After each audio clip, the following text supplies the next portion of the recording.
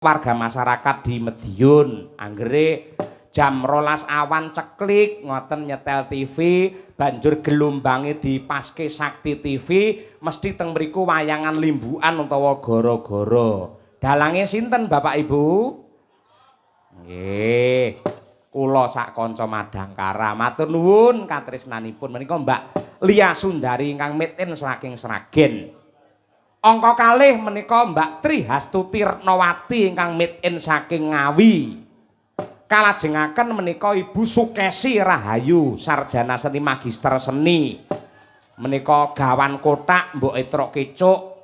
mboke anak-anak kula ingkang kula kanthi sowan mriki Mas Gelar Pamayang ingkang ngladeni kula niki kalian genduk rangkung Basundari mumpung sesuk prei kula jak mriki men ngerti kaya apa to alang ujure bapake le nyambut gawe ngoten niku kalajengaken nglerek melih menika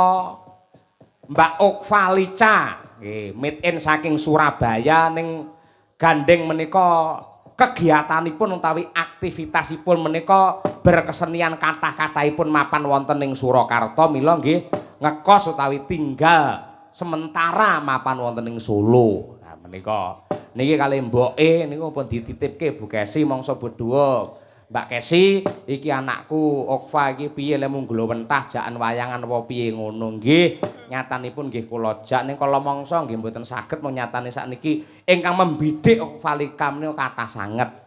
ingkang tresnani dumateng Mbak Okva menika kathah ning alhamdulillah dalu menika pas istirahat merga menika waranggana multi talenta kejaba pinter nyinden menika nggih ahli mbeksa malah profesi utama menika pancen ya penari lah menika kalajengaken menika Mbak Birgita Ayu ingkang aslinipun saking Kota Tahu Kediri ingkang tinggal utawi ngontrak wonten laladan Solo Raya menika kontrak menika statusipun piyambak ning kala mangsa nggih wonten ingkang ngancani teng mriku nggih kanca kancanipun ya Mbak Winong ya Nduk Umi menika dolan mriku dan lain sebagainya Mbak Birgita kalajengaken genduk Nimas Ayu Winong Nawangsih aku melu marem aku melu seneng wingi nderekke Mas Rudi Gareng neng Sumatera utawa laladan ngendi wingi iki live streaming wah bintang tamu dheke wong loro ya melu syukur melu seneng rekake le munggah panggung ya dalange wiwit barang dheke lagi munggah wis ora apa-apa mbok menawa saka adohe kesel awake niku kudu ngangge leren Mbak Winong kala wau saking laladan Tulungagung kalajengaken genduk Umi Hafifah menika penghuni wis marangkung kos kagunganipun Ibu Sukesi Rahayu menika rumiyin ingkang dados anak kos teng mriku namung Umi Hafifah ning alhamdulillah sakmenika saya tambah dadi upamane Ibu Kesi nganggur le nyinden terus le dadi dosen ndelalah tunjangan kinerjane niku mboten medun iso njagake dhuwit kos-kosan alhamdulillah mumpung duwe rezeki yang nggih samben apa ya sempulur dadi dalang terus apa arep dadi sinden terus mesti ana watese terus disusul generasi peneruse dene ingkang minangka pamungkasing paseban wah iki ngatasé bintang tamu no rekake ya gayane kaya sinden gawane dalange rekake seragame ya padha karo kancane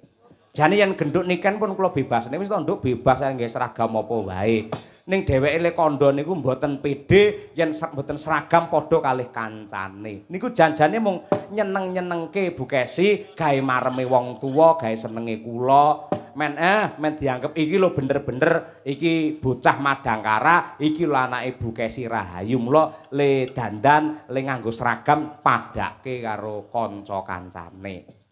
Ning janjane mboten perkara seragam sing jenenge bintang tamu niku babakan kualitas mboten dari bentuk tubuh maupun dari nuwun sewu agemanipun ning ingkang wigati pancen daya pikatnya dari suara dan juga jogetnya sing nyatane bisa menjadi apa kuwi renane penggalih senenge pikir para sutresna Buddha sing racake utawa jumlahe nganti ewon kabeh padha tresnani kalian Niken Salindri. Wah luar biasa ya ngono kuwi.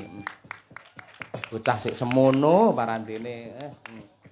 Janjane ngene iki pamane bar limbukan ngono kula pun nembang kathah Pak Dalang kula tak wangsul ki mawon tak leren mergo sesuk badhe bajutan melih ora apa-apa ning setun tresnane karo Dalang Cahya Kuntadi bektine karo keluarga besar Merkur lan ugi tresnanipun dumateng Sutresna Budaya Kota Madiun mila nadyanto meh jam 3 Bu Niken Salindri tetep jenak pinarak ning kene lho ngono